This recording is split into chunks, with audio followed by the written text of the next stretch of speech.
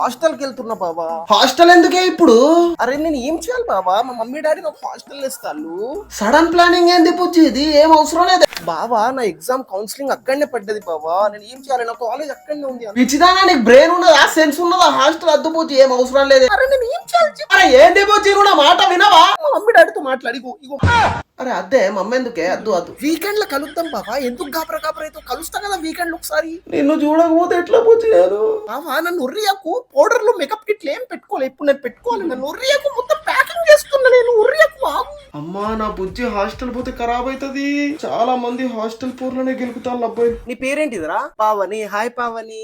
Hi ప్రవలి. ఇక్కడ food బాగుంటుందా? ఓ Sunday chicken ఇస్తారా?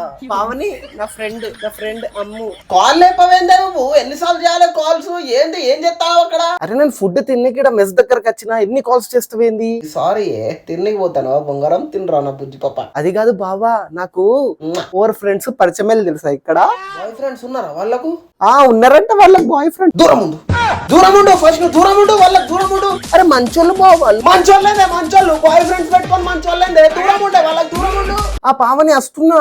చారువా? చారంటే చారు, దూరం ఉండే వాళ్ళకి. బాబా బాయ్ బాయ్. ఫుడ్ అయిపోతుంది. కొత్త పరిచయాలు పెంచుకుంటాంది మే. నాకు అర్థమైంది, ఏదో చెప్తుంది, మా స్టంట్ చెప్తుంది.